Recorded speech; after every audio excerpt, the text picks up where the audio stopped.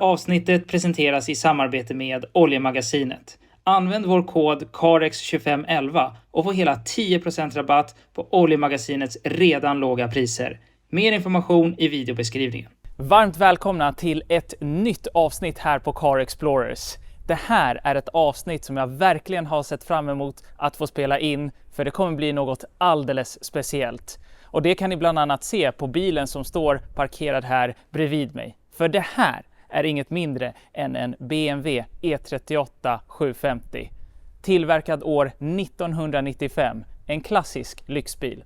Och det är inte vilken 7-serie som helst, utan det här är, som ni kan höra på modellnamnet, toppvarianten. Vilket innebär att den även har den största motorn. Så under huven sitter det inget mindre än en ordentlig V12. Och det som gör den här bilen ännu mer speciell, det är att det är min daily driver som jag kör runt med. Och det här avsnittet kommer därmed bli lite längre och vi kommer behandla lite fler ämnen än vi vanligtvis brukar. Så vi kommer bland annat titta på hur bilen ser ut på insidan och utsidan och provköra den precis som vi vanligtvis gör. Men vi kommer även djupdyka lite mer och berätta lite mer om hur det är att äga en sån här bil. Vad är det för kostnader? Vad har jag haft för problem? Vad är fördelar och nackdelar och liknande? Så titta gärna på hela videon för att få med alla dessa detaljer. Och för er som förväntade er en elbilsrecension här på kanalen, det kommer framöver. Men titta gärna och även på den här videon, för vår slutsats kan kanske faktiskt förvåna er. Och kanske kan det vara till och med så att vi kan övertyga er om ert nästa bilval. Och med dessa ord så säger vi, häng med oss på denna provkörning och djupdykning om BMW E38 750.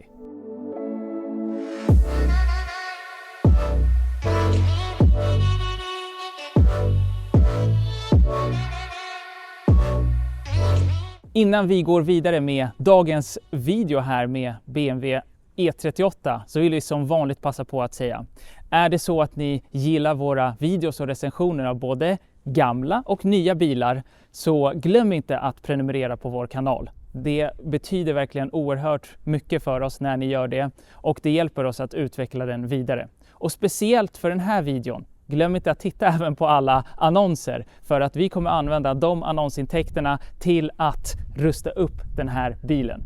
Men nu tillbaka till videon. Och BMW E38 sägs enligt väldigt många vara en av de snyggaste sedanerna som någonsin har tillverkats. Och jag förstår att det låter lite konstigt när jag äger en sån själv, men googlar man lite så ser man att det är rätt många som är av samma åsikt. Och enligt många BMW-fantaster så är just E38 den sista riktigt ordentliga BMW-karossen som tillverkats. Men nog om det, låt oss kika på själva bilen. Och det är svårt att säga något annat än att det här är en väldigt snygg bil. Väldigt många raka, enkla linjer. Längst fram har vi dessa karaktäristiska, runda xenonstrålkastare i det här fallet. Och grillen, eller njurarna, är av rimlig storlek och proportion. Kanske något för BMWs designavdelning att titta tillbaka på och minnas hur en grill ska se ut på en BMW. Men nog om det. Låt oss titta på bilen från sidoperspektivet. Ja, då står vi här från sidoperspektivet och här kan vi verkligen se vilken elegant, klassisk, tidlös, majestätisk design bilen har. Ja, det finns väldigt många positiva ord som kan användas för att beskriva denna bil. Och det är en lyxig men ändå ganska sportig design, om man kan säga så. Och bilen, just den här bilen, mäter 498 cm. Och det fanns faktiskt en möjlighet att konfigurera en E38 som long wheelbase, och då var den 512 cm. Men båda de här längderna och storlekarna är ingenting i jämförelse med den senaste 7-serien som är hela 539 cm lång. Så bilar har verkligen växt ganska ordentligt med de här åren. Och är det så att man tycker att den här bilen och karossen känns bekant, ja då är det faktiskt så att den har synts till i ett antal olika filmer, bland annat James Bond Tomorrow Never Dies. Kika gärna på de klippen på YouTube, för det är nästan en identisk bil, lite ljusare kulör som syns till där. Väldigt häftigt att kunna se den in action. Men nog om lovord, för även solen har sina fläckar och det gäller även den här BMWn. För det finns en del att göra med den för att få den tillbaka till toppskick. Som Vissa av er kanske kan ha noterat så är det några lister som saknas lite här och var som jag försöker komplettera. Bilen skulle behöva en rejäl omgång polering och de här E39-fälgarna, ja, de skulle behöva rustas upp lite mer. Så kanske också ett bra anledning för er att prenumerera på kanalen för att se hur vårt lilla projekt här med E38 utvecklas.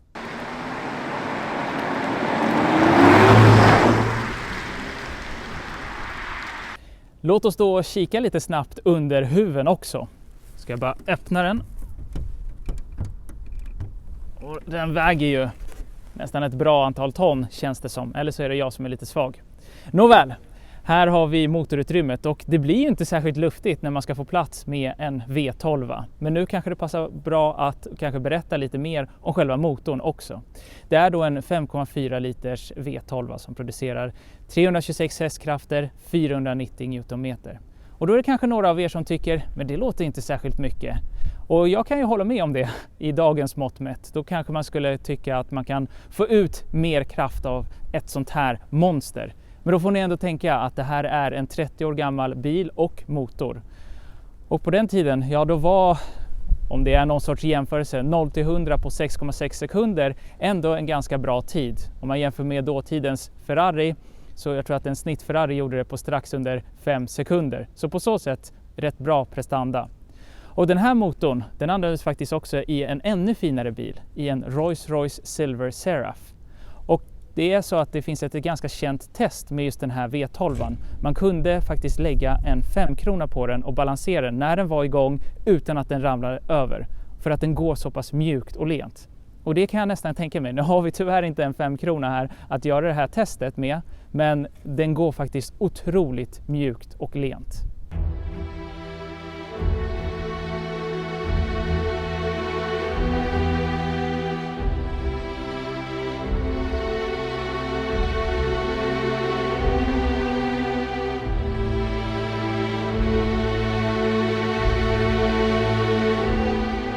Då står vi här bak vid bilen och här fortsätter de raka, eleganta linjerna. Det är ett ganska boxigt format men ändå ett väldigt snyggt format. Och här kan vi även se att E38 var väldigt tekniskt modern för sin tid. För här har vi faktiskt en rad med parkeringssensorer och vi har en likadan rad där framme. Och det bästa av allt, det funkar fortfarande. För att vara 1995 så måste jag säga att jag är ganska imponerad. Det måste ändå vara en av de första bilarna med parkeringssensorer. Låt oss kika lite snabbt på bagageutrymmet och när jag öppnar det så lyft faktiskt bagageluckan lite lätt av motorn och sedan får jag själv göra resten av jobbet. Här kan vi se att vi har en hel del utrymme. Det är trots allt en 7-serie. Mer specifikt så får man plats med hela 500 liter. Och vi har en del förvaringsutrymmen på höger och vänster sida. Men om vi börjar med vänster sida så har vi dels bara en sån sak att det här hålls fast av en magnet och inte något cardboardband eller något liknande. Och här har vi CD-spelare och en CD för navigationen. På höger sida har vi en likadan lucka och där har vi batteriet. Och är det så att vi skulle ha lite problem, då har vi faktiskt en liten verktygslåda här också som jag kan försöka ta fram. Och nu har väl några av verktygen försvunnit genom åren, men ni kan säkert se och tänka er hur det skulle ha varit en gång i tiden. Men väldigt bra att ha lite verktyg här också. Och BMW USA tror jag att det var. De ville faktiskt se till att hjälpa deras kunder att förstå hur mycket bagageutrymme det finns här. Så man tog fram en liten bild där man visade att här får man plats utan några problem med 4 stycken golfbägar. Med tiden så omvandlades den bilden för begagnatmarknaden och det översattes då till 3 stycken lik för att vara lite mer attraktivt för den köpgruppen som skulle köpa då en begagnad 7-serie. Alla BMW-ägare är ju inte helt prickfria. När vi ändå står här bak vid bilen så måste vi ta tillfället i akt att lyssna lite på ljudet från V12. Så vi kommer lägga en fin layover här och lyssna noggrant.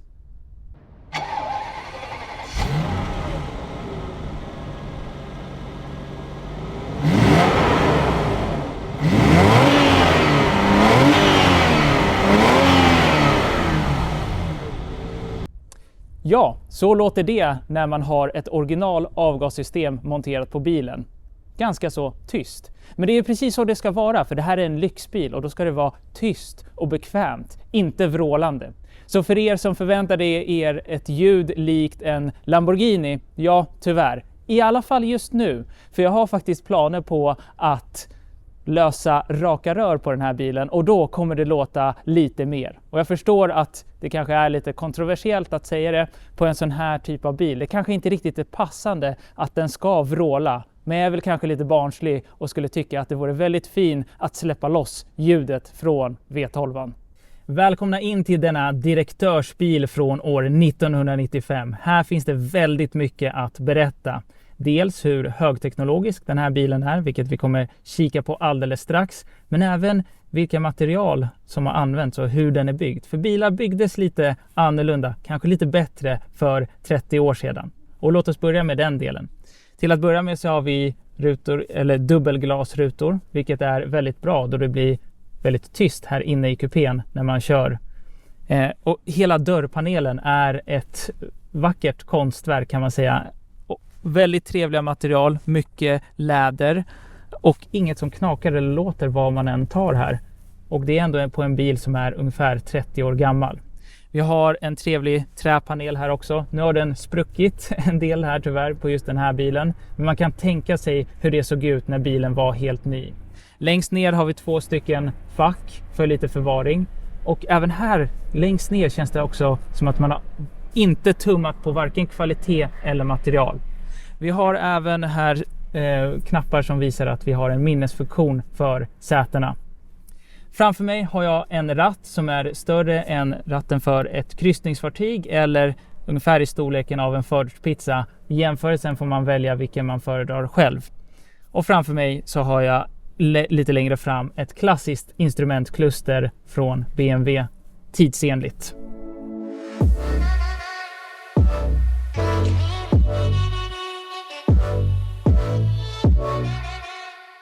Låt oss då slutligen kika lite närmare på infotainmentsystemet och hör ordet infotainmentsystem och 30 år gammal bil. Eller jag kallar det i alla fall för infotainmentsystem.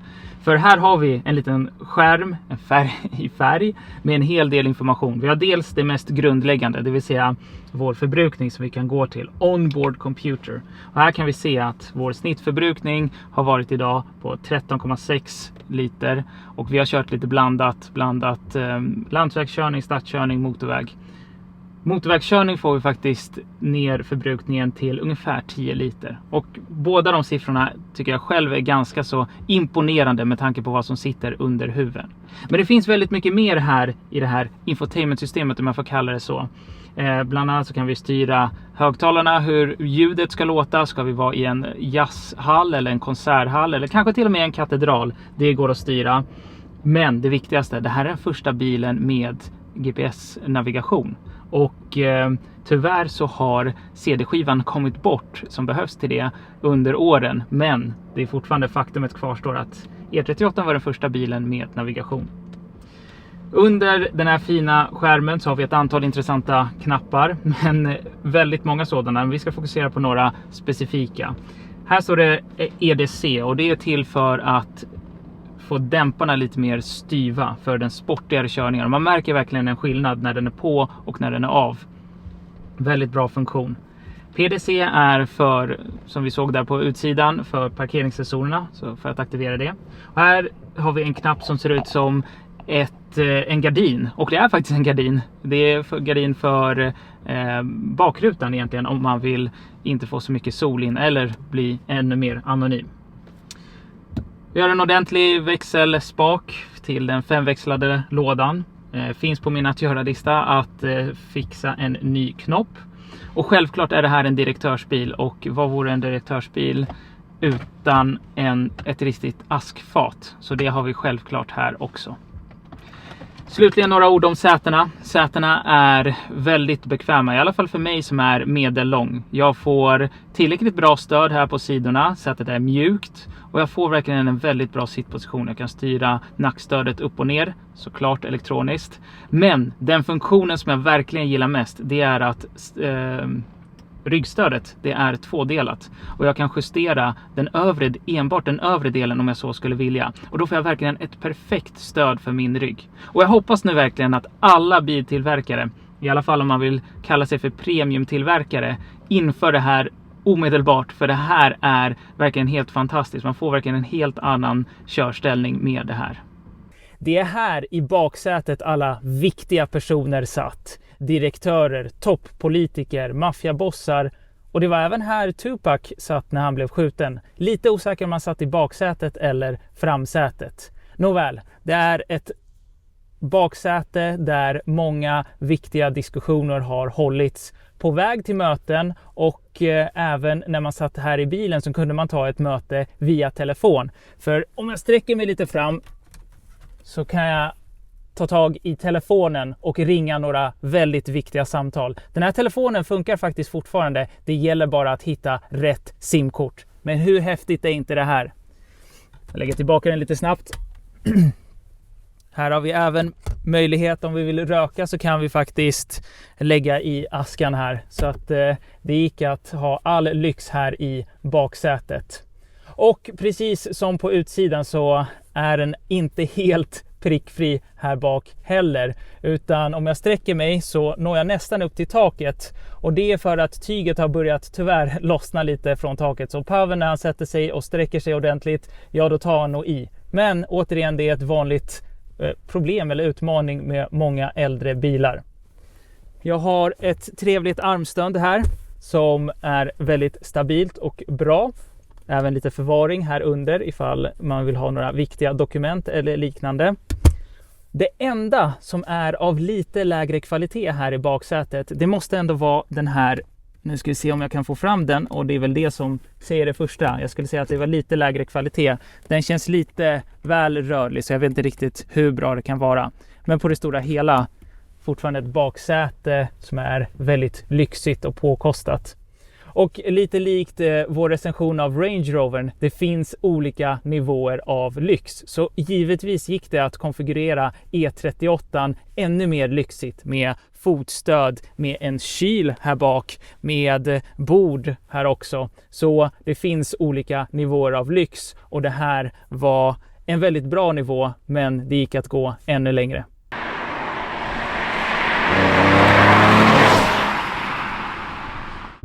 Hur är det då att köra denna tyska direktörsvagn? Jo, det är en väldigt trevlig upplevelse. Och här blir det nästan lite repetition, men det är bra att känna efter när man verkligen kör. Vad är effekten av de här dubbelglasrutorna? Jo, det är ju att det blir så otroligt tyst här inne i kupén. Vi har ett väldigt bekvämt och behagligt säte att sitta i, och dämpningen är väldigt mjuk, nästan lite svajig om man inte har EDC:n i, så det funkar otroligt bra här när det är just lite sämre vägar som vi kör på just nu. Så allt som allt en väldigt bra upplevelse och en riktig glidarbil, om man kan kalla det så. Så man bara lutar sig tillbaka och njuter av vägen och körningen. Lägger man därtill på Nostalgikanalen, tror jag den heter, en radiokanal, och spelar lite äldre låtar, ja då njuter man verkligen av livet. Och det är ju den här känslan man vill komma åt just med den här bilen. En lite äldre bil, lite äldre musik och bara njuta av körningen. Men det här är ju trots allt en BMW, the ultimate driving machine. Och självklart går det att köra den lite sportigare. Så nu går jag in i det manuella läget, om man kan säga så. Växlar ner lite till andra växeln. Och nu trampar jag på gasen. Och då vaknar den till liv, V12. Och man hör symfonin komma fram. Och det förstärker verkligen känslan så pass mycket. Och det är otroligt roligt nu att köra på en lite mindre kurvig landsväg och bara dra på ordentligt här och njuta. Faktiskt ganska väldigt rolig, sportig körning med tanke på vad det här är för bil. Så om jag växlar tillbaka här och försöker summera allt. Jag tycker att det är rätt otroligt och imponerande att man har lyckats få två bilar igen, eller två helt olika sidor. Den ena är en sofistikerad lyxbilsglidare, om man kan kalla det så. Och det andra är bara ett sportigt vrål som man kan ha nästan hur kul som helst med. Och det får nästan summera upplevelsen eller körupplevelsen. Man kan egentligen bestämma exakt hur man vill köra den här bilen och den kommer kunna hantera alla olika lägen. Så jag är hur nöjd som helst.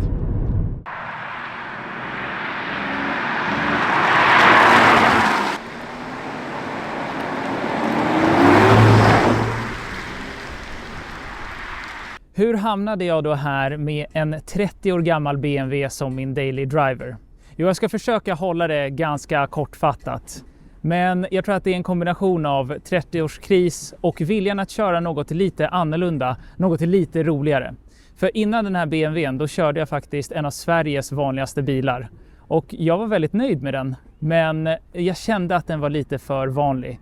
Det var lite för många likadana bilar som jag såg på vägarna. Och därför tänkte jag, varför köper jag inte något som är lite mer annorlunda? Så jag började faktiskt med att lägga ut en fråga på vår TikTok-kanal och Car Explorers TikTok och ställde frågan: vad ska jag köpa för nästa daily driver? Och fick väldigt bra respons på den frågan. Väldigt mycket BMW var förslagen. Men till slut så landade det i att det är 4 bilar jag tittade lite extra på. Och det var en Jaguar XJ12, Mercedes S600, så lite nyare, BMW E38 750, det vill säga det som står bakom mig. Och sen slutligen Audi A8. Och för de 3 förstnämnda så är ju den gemensamma faktorn att alla 3 har en V12 under huven. Så det är bara lite roligt i sig. Och jag var väldigt länge inne på att köpa faktiskt en Jaguar XJ12. Kikade på ett antal olika. Men det är en väldigt fin bil, den är väldigt snygg. Men den kändes inte lika tekniskt sofistikerad. Och det känns ännu äldre än vad den faktiskt är. Och speciellt jämfört med E38. Så till slut så landade det i just en E38 750. Och jag kände lite att det här är lite sista chansen att kunna äga den här typen av bil. En bil som tillverkades sent 80-tal till tidigt 2000-tal, där det faktiskt var en kapplöpning, ett race mellan tillverkare att tillverka den mest brutala bilen. Det är nästan så att ingenjörerna fick obegränsad budget att bara bygga något så avancerat och så brutalt som möjligt. Bland annat så vill jag läsa att speciellt bataljen mellan BMW och Mercedes, den var ju jättetydlig. Och speciellt BMW, de kom faktiskt fram och tillverkade en V16-motor under projektnamnet Goldfish som man satte i en 7-serie, föregångaren till E38. Bara en sån sak. Och det blev tyvärr aldrig en produktionsbil, men bara det att man hade utvecklat en V16-motor var ju häftigt nog. Och jag känner att väldigt snart så kommer sämre varianter på bilar som den bakom mig skrotas helt enkelt. Och till slut så kommer vi enbart ha väldigt fina exemplar ute på marknaden som kommer kosta alldeles för mycket att äga. Och där är vi återigen. Det är en väldigt liten lucka nu att sista chansen att kunna äga de här bilarna. Nåväl, slutligen så hittade jag den här bilen uppe i Luleå. Jag åkte upp och hämtade ner den och var väldigt nöjd. Och det tog ett tag innan jag hittade rätt exemplar, för det tillverkades 8000 exemplar totalt sett för den globala marknaden, och jag tror att runt 150 stycken finns i Sverige. Men till slut så hittade jag rätt och den stod bakom mig. En 30 år gammal BMW, det låter som väldigt mycket problem. Och då antar jag att ni undrar, vad har jag haft för problem med den här bilen? Och det har tyvärr varit en hel del. Dels för att det är en så pass gammal bil. Men den har inte kört särskilt mycket under ett bra antal år innan jag började använda den som min daily driver. Så väldigt många av problemen framkom rätt tidigt under mitt ägande. Och nu har jag ägt den i lite drygt 6 månader, vilket inte är en superlång period. Och det största problemet som jag har haft, det är 2 stycken bränsleläckage som både har tagit en del tid och en del pengar att lösa eller få i ordning på. Därutöver så har det varit små och medelstora saker, allt ifrån att dra nya hydraulrör på ena sidan till en sensor för oljetryckslampan eller oljetrycket, till nya sommardäck, startbatteri och liknande.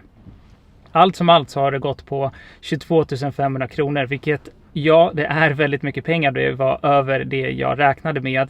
Men nu hoppas jag verkligen att bilen har kommit till en bra fas. För nu har den varit i princip felfri under drygt 2 månader. Vilket kan låta som en ganska kort period, men nu känns det ändå väldigt bra. Och bilen har precis också gått igenom besiktningen. Så nu är den också besiktad till mitten av 2026. Så där har ni det. Det är de problemen och utmaningarna jag har haft med den här bilen. Och följ gärna kanalen för att då kan ni se hur det går här om ett halvår eller om ett år. Om det har skett någonting mer och vad det har skett då. Och då har vi kommit till den punkten där vi berättar om inköpspris och andra kostnader som jag har haft med den här bilen som jag antar att flera av er är intresserade av. Men innan vi går dit så vill jag rikta ett stort tack till 2 personer som har varit särskilt behjälpliga just med den här bilen. Herr I och herr A. Ni vet vilka ni är, men ni förblir anonyma. Och jag ville bara rikta ett stort tack till er. Men nu till den punkten som flesta av er är nog intresserade av. Vad kostar den här bilen mig att köpa? Jo, jag betalade 45 000 kronor. Så verkligen inte mycket pengar med tanke på att man får en bil till att börja med i dagens läge. En fungerande bil. Och speciellt med tanke på att nypriset för den här bilen var ungefär 1 miljon kronor i dagens penningsvärde. Och ja, självklart har det gått ett antal år sedan den var helt ny. Men priset är fortfarande vad det är. Vad har jag haft för andra kostnader för den här bilen? Jo, vi har ju såklart skatt. Den går på 3 697 kronor om jag minns rätt.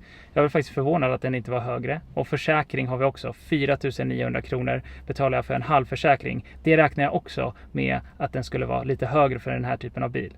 Det som har blivit dyrare, det är reparationskostnaderna. Som landade på, som tidigare nämnt, 22 500 kronor.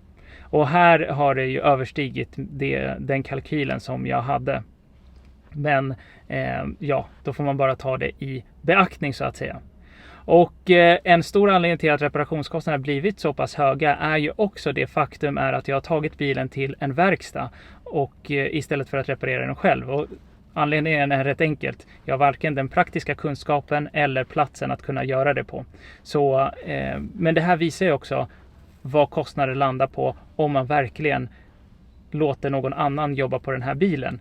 Det är ju att föredra att man själv håller på att mecka med den här bilen och då sjunker ju reparationskostnaden väldigt, väldigt mycket mer. Jag är en stor förespråkare av TCO, Total Cost of Ownership, så jag gjorde ju självklart en kalkyl för den här bilen och jämförde mot andra. Och i den beräkningen så hamnade just den här bilen ungefär i linje med en billigare elbil ute på marknaden. Och ja, det är kanske lite orättvist att jämföra en 30 år gammal bil med förbränningsmotor mot en splitterny bil som är också en elbil. Men för mig kan jag faktiskt dra den jämförelsen. Så även med de lite högre reparationskostnaderna så landar ändå, jag skulle vara rätt säker på att TCO landar ändå på ungefär samma nivå fortfarande. Att det är i linje med vad en helt ny men lite billigare elbil skulle ha kostat. En intressant jämförelse och det var därför jag ville att även ni som väntade er en elbilsrecension kikade på den här videon. För kanske kan det inspirera er att köpa en lite äldre, en lite roligare bil med förbränningsmotor istället nu när den här fasen egentligen håller på att komma till sitt slut. Så där har ni det. Ibland kan det löna sig att köra en V12 istället för en elbil.